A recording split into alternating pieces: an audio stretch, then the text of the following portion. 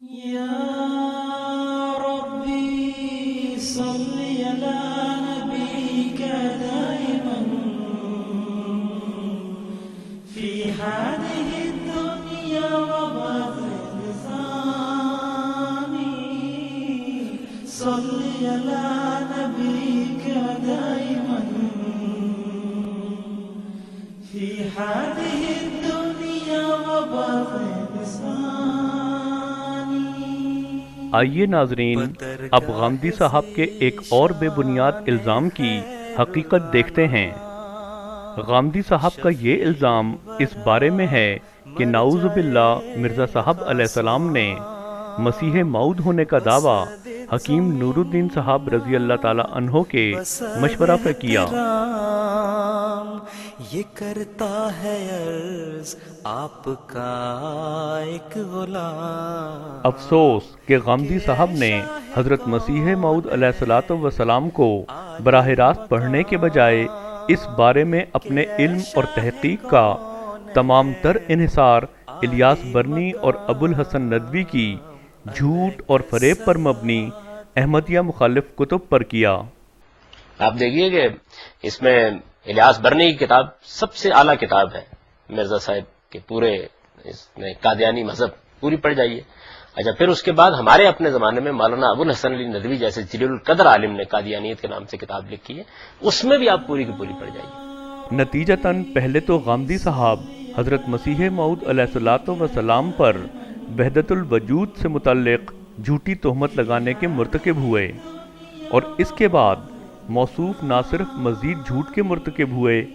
بلکہ اس بار تو انہوں نے جھوٹ سے تیار کی گئی اینٹوں سے ایک پرفریب عمارت کی عمارت کھڑی کر ڈالی۔ ہم پھر یہ کہتے ہیں کہ غامدی صاحب بذات خود ایک شریف النفس انسان ہیں، اور قرائن بتاتے ہیں کہ جھوٹ کی یہ اینٹیں غامدی صاحب نے خود تیار نہیں کی بلکہ الیاس برنی اور ابو الحسن ندوی سے مستعار لی ہیں۔ اس وضاحت کے بعد ناظرین، آئیے پہلے غامدی صاحب کی زبانی جھوٹ سے تیار شدہ اینٹوں کی خیالی عمارت کو تعمیر ہوتے ہوئے دیکھتے ہیں، پھر اس کے بعد ہم اس خیالی عمارت کی بنیادوں اور ستونوں کو کھسکتے اور پوری عمارت کو دھڑام سے گرتے دیکھیں گے۔ اس کے بعد ایک خط ہے جو میسر نہیں ہو سکا حکیم نور الدین صاحب کا، جس کا جواب مرزا صاحب کے مکاتیب میں موجود ہے، اور یہ جواب ہے 24 جنوری 1891 کا۔ یہ جواب جو ہے یہ چھپا ہوا موجود ہے۔ اس میں خط کے جواب سے یہ معلوم ہوتا ہے کہ حکیم نور الدین صاحب نے مرزا غلام احمد صاحب قادیانی کو مشورہ دیا کہ جو آپ کے متصوفانہ کمالات ہیں اور جس طرح کے الہامات وغیرہ آپ کو ہو رہے ہیں، اس کے بعد اگر مسیح ہونے کا دعویٰ کر دیا جائے تو حرج نہیں ہے۔ یعنی یہ مشورہ انہوں نے دیا۔ یہ معلوم ہوتا ہے جواب سے، خط نہیں دستیاب ہو سکا، اس لیے کہ مرزا صاحب کے خطوط تو محفوظ ہیں لیکن خود ان کا خط معلوم نہیں ہوتا۔ ایک مرزا صاحب کا جو خط ہے، اس خط میں وہ لکھتے ہیں جو کچھ عام مخدوم نے تحریر فرمایا ہے، یہ 24 جنوری 1891 کا خط ہے۔ جو کچھ عام مخدوم نے تحریر فرمایا ہے کہ اگر دمشقی حدیث کے مصداق کو علیحدہ چھوڑ کر، جو کچھ عام مخدوم نے، حکیم نور الدین صاحب کو لکھ رہے ہیں، جو کچھ عام مخدوم نے تحریر فرمایا ہے کہ اگر دمشقی حدیث، یہ دمشقی حدیث بھی سمجھ لیجئے، یعنی سیدنا مسیح کے نزول کی جو حدیثیں ہیں، ان میں یہ بیان کیا گیا ہے کہ ان کا نزول دمشق کی مشرقی جانب کی مسجد کے سفید منارے پر ہوگا۔ تو معلوم ہوتا ہے کہ انہوں نے مشورہ دیا۔ تو اب مسئلہ یہ ہے کہ یہ قادیان میں کیسے ہو، یعنی ظاہر ہے کہ حدیث کے لحاظ سے تو یہ مسئلہ پیدا ہو جاتا ہے نا۔ تو اس کی طرف اشارہ کر رہے ہیں کہ اگر دمشقی حدیث کے مصداق کو علیحدہ چھوڑ دیا جائے، یعنی اس کو الگ رکھا جائے، ہوتا رہے گا، وہ چھوڑ کر الگ مسیح کا دعویٰ ظاہر کیا جائے تو اس میں حرج کیا ہے؟ یہ میرے سب کا خط ہے۔ یعنی اگر دعویٰ مسیح کا کر دیا جائے، اگر تو وہ کیا گیا تو اس میں جو مسائل ہیں ادھر زیر بحث آئے ہوں گے نا باہمی خط و کتابت میں، ان کو کہتے ہیں اگر الگ کر کے یہ آپ نے فرمایا ہے، یعنی یہ وہ کہتے ہیں کہ آپ نے مجھے مشورہ دیا ہے، آپ نے یہ کہا ہے کہ دمشقی حدیث کے مصداق کو الگ چھوڑ کر مسیح کا دعویٰ ظاہر کیا جائے تو اس میں کیا حرج ہے؟ یہ مرزا صاحب نے ان کے خط کا اقتباس نقل کیا ہے، یعنی اس کو پہلے نقل کیا ہے، پھر اس کے بعد آگے لکھتے ہیں در حقیقت ابھی صورتحال یہ ہے، در حقیقت اس عاجز کو، یعنی انہوں نے مشورہ دیا کہ آپ یہ دعویٰ تو نہیں کر سکتے کہ مسیح نازل ہو گئے آسمان سے، تو مسیح جیسا ہونے کا دعویٰ کرنے میں کیا حرج ہے، یہ انہوں نے مشورہ دیا۔ جواب میں میرے صاحب کہتے ہیں در حقیقت اس عاجز کو مسیح بننے کی کچھ حاجت نہیں، یہ بننا چاہتا ہے کہ خدا تعالیٰ اپنے عاجز اور مطیع بندوں میں داخل کر لے وے، یعنی بڑا اچھا جواب ہے، یہ بننا چاہتا ہے کہ یعنی میں مسیح بننا کیا، میں تو یہ بننا چاہتا ہوں کہ مجھے اللہ تعالیٰ اپنے عاجز اور مطیع بندوں میں شمار کر لے، لیکن ہم ابتلا سے کسی طرح بھاگ نہیں سکتے، یعنی خدا کی آزمائش سے فرار نہیں ہو سکتے۔ خدا تعالیٰ نے ترقیات کا ذریعہ صرف ابتلا کو رکھا ہے، جیسا کہ وہ فرماتا ہے حسب الناس ان یترکوا یقولوا آمنا وهم لا یفتنون، کیا لوگوں نے گمان کر رکھا ہے کہ وہ ایمان کا دعویٰ کر کے رہ جائیں گے اور آزمائے نہیں جائیں گے۔ میرے صاحب نے بات یہاں ختم کر دی، یعنی یہ بات کہہ کے انہوں نے اس خط پر مزید کوئی تبصرہ نہیں کیا۔ اس کے بعد یعنی یہاں تو فرمایا نا کہ مجھے اس کی کوئی ضرورت نہیں ہے، لیکن خدا کی کوئی آزمائش آ سکتی ہے، یعنی اس میں گویا یہ بات مضمر تھی کہ اگر اللہ تعالیٰ کی طرف سے مجھے یہ دعویٰ کرنے کے لیے کہا جاتا ہے تو پھر یہ ایک آزمائش ہوگی، اور آزمائش میں بہرحال بندہ کو پورا کرنا چاہیے۔ اب انہوں نے یہ دعویٰ کر دیا،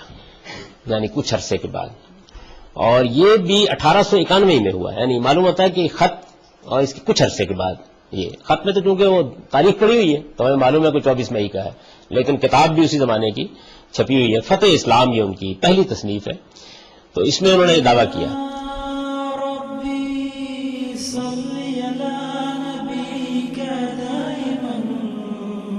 غامدی صاحب کی یہ کہانی یا عمارت جس ستون پر قائم ہے وہ یہ ہے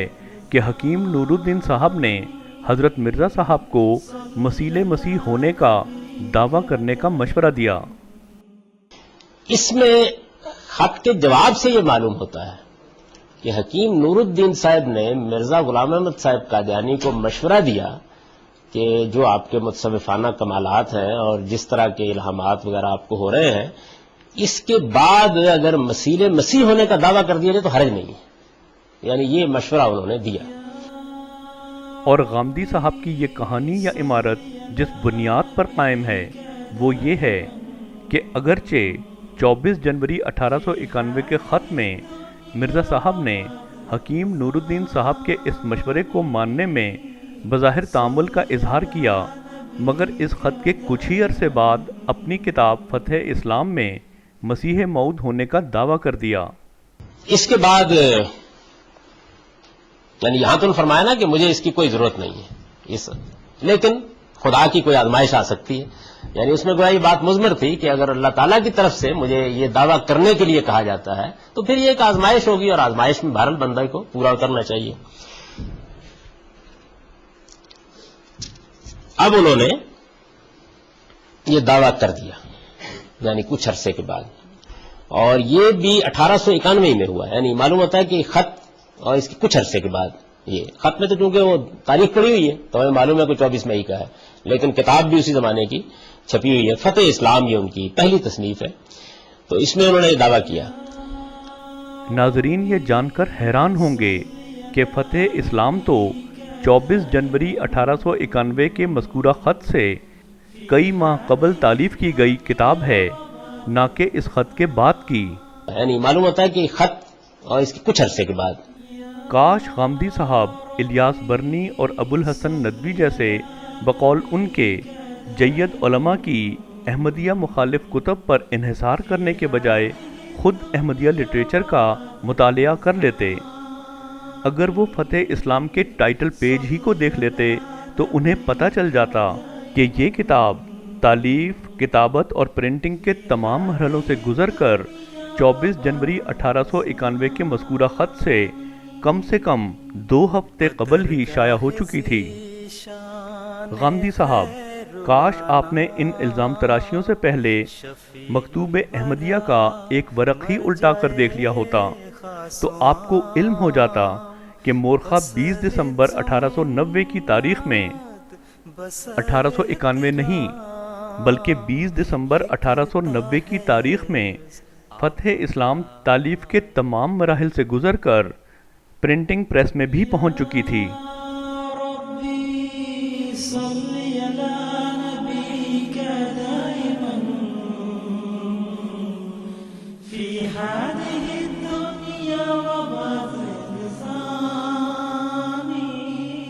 ناظرین، مکتوب احمدیہ کے جس خط کے ایک اقتباس کو لے کر غامدی صاحب اس نتیجے پر پہنچتے ہیں کہ گویا اس خط کے کچھ ہی عرصے بعد مرزا صاحب نے فتح اسلام نامی کتاب کے ذریعے مسیح موعود ہونے کا دعویٰ کر دیا۔ اس خط کا نمبر 61 ہے، جو کہ مکتوب احمدیہ کی جلد پنجم نمبر 2 کے صفحہ 84 اور 85 پر موجود ہے۔ غامدی صاحب جھوٹے ملاؤں کے ادھورے حوالہ جات پر انحصار کرنے کے بجائے اگر اس کتاب کا محض ایک ورق ہی الٹ کر دیکھ لیتے تو انہیں وہاں صفحہ نمبر 82 اور 83 پر مرزا صاحب علیہ السلام کا مکتوب نمبر 60 بھی نظر آ جاتا، جو آپ علیہ السلام نے حکیم نور الدین صاحب رضی اللہ تعالی عنہ کو 20 دسمبر 1890 کو لکھا، یعنی مکتوب نمبر 61 سے کوئی 1.25 ماہ قبل۔ مکتوب نمبر 60 اس بات کا ثبوت ہے کہ فتح اسلام تالیف اور کتابت وغیرہ کے تمام مراحل سے گزر کر 20 دسمبر 1890 سے قبل ہی پریس میں بھی پہنچ چکی تھی۔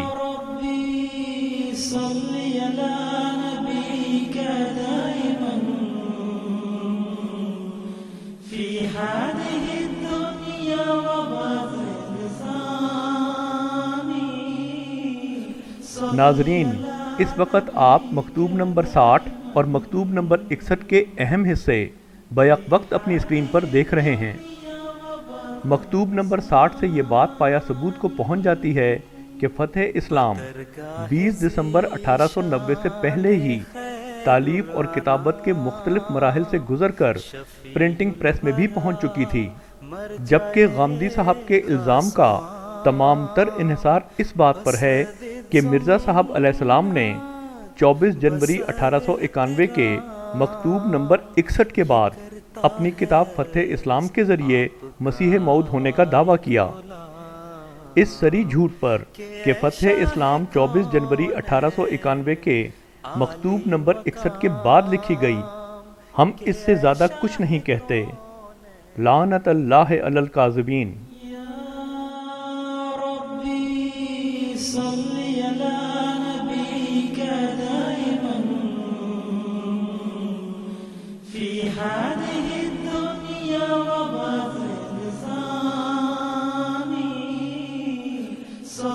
اگرچہ بنیاد تباہ ہونے سے پوری عمارت بمائے ستونوں کے زمیں بوس ہو جاتی ہے، مگر آئیے ہم پھر بھی غامدی صاحب کی اس کہانی یا عمارت کے زمیں بوس ستون کا جائزہ لیتے ہیں۔ اس میں خط کے جواب سے یہ معلوم ہوتا ہے کہ حکیم نور الدین صاحب نے مرزا غلام احمد صاحب قادیانی کو مشورہ دیا کہ جو آپ کے متصوفانہ کمالات ہیں اور جس طرح کے الہامات وغیرہ آپ کو ہو رہے ہیں، اس کے بعد اگر مسیح ہونے کا دعویٰ کر دیا جائے تو حرج نہیں ہے، یعنی یہ مشورہ انہوں نے دیا۔ یہ معلوم ہوتا ہے جواب سے۔ غامدی صاحب خدارہ تعصب کے چشمے کو اتار کر اس خط کو دیکھیں، یہاں مسیح ہونے کا دعویٰ کرنے یا نہ کرنے کا تو ذکر تک موجود نہیں، اور نہ ہی ہو سکتا تھا، کیونکہ جیسا کہ ثابت کیا جا چکا ہے اس خط سے قبل ہی فتح اسلام نہ صرف تالیف ہو چکی تھی بلکہ اس زمانے کی کتابت وغیرہ کے ٹائم کنزیومنگ مراحل سے گزر کر شائع بھی ہو چکی تھی۔ اور یہ آپ بھی مانتے ہیں کہ فتح اسلام ہی وہ کتاب ہے کہ جس میں حضرت مرزا صاحب نے مسیح موعود ہونے کا دعویٰ فرمایا تھا۔ اس خط میں تو حضرت مرزا صاحب نے حکیم نور الدین صاحب کا محض ایک استفسار کوٹ کیا ہے، اور وہ یہ ہے کہ اگر آپ کے دعوی مسیحیت کو دمشقی حدیث سے الگ رکھا جائے تو اس میں حرج کیا ہے؟ اس سوال کے جواب میں گویا حضرت مرزا صاحب یہ فرما رہے ہیں کہ مسیح بننے کی نہ کوئی میری ذاتی خواہش ہے نہ حاجت۔ میں نے تو وہی دعویٰ کیا ہے کہ جس کا حکم اللہ نے مجھے دیا، اور میں اللہ کا عاجز اور مطیع بندہ بننا چاہتا ہوں، اور اگر اللہ تعالیٰ کی اس کامل اطاعت کے نتیجے میں کوئی ابتلا درپیش ہے تو میں اس سے بھاگنے کے بجائے اسے قرآنی حکم کے مطابق اپنی ترقیات کا موجب سمجھوں گا۔ یہ استدلال اس لیے 100% درست ہے کہ آپ علیہ السلام اس خط سے پہلے ہی اپنی کتاب فتح اسلام کے ابتدا ہی میں یہ لکھ چکے تھے کہ مسیح جو آنے والا تھا یہی ہے، چاہو تو قبول کرو۔ فتح اسلام صفحہ 10۔ افسوس کہ غامدی صاحب نے احمدی مخالف جھوٹے مولویوں کی کتب کو بنیاد بنا کر ایک ایسی عمارت کھڑی کرنے کی کوشش کی جو حقائق ظاہر ہونے پر نہ صرف خود زمینبوس ہو گئی بلکہ بہت سی نظروں سے غامدی صاحب کو گرانے کا موجب بھی بن گئی۔ غامدی صاحب، ہم اب بھی آپ پر یہ حسن ظن تو رکھتے ہیں کہ آپ اپنی غلطیوں کا نہ صرف اعلانیہ اعتراف کریں گے بلکہ اس پر معذرت کر کے اپنے ایک عظیم انسان ہونے کا ثبوت بھی دیں گے۔ کم از کم اب تو آپ کو یہ احساس ہونا شروع ہو گیا ہوگا کہ الیاس برنی اور ابو الحسن ندوی صاحب کے حوالے کس قدر مستند ہیں۔ غامدی صاحب، مناسب معلوم ہوتا ہے کہ ہم اس جگہ یہ بھی بتاتے چلیں کہ ہم پیدائشی احمدی مسلمان نہیں ہیں بلکہ ہم سنی گھرانے میں پیدا ہوئے تھے۔ حق کی تلاش میں جب ہم سرگرداں ہوئے تو ایک موقع پر جماعت احمدیہ سے بھی متعارف ہوئے۔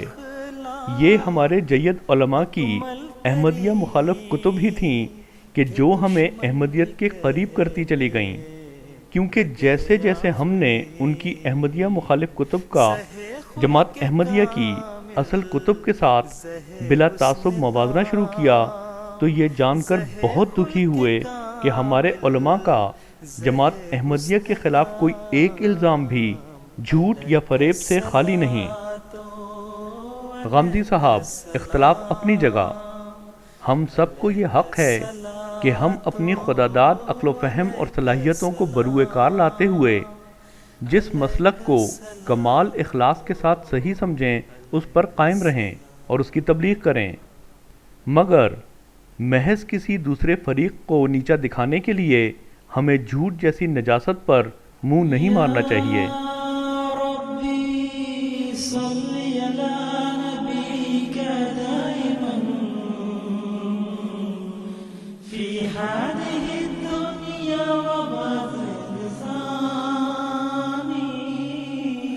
صلی علی نبیک دائما فی هذه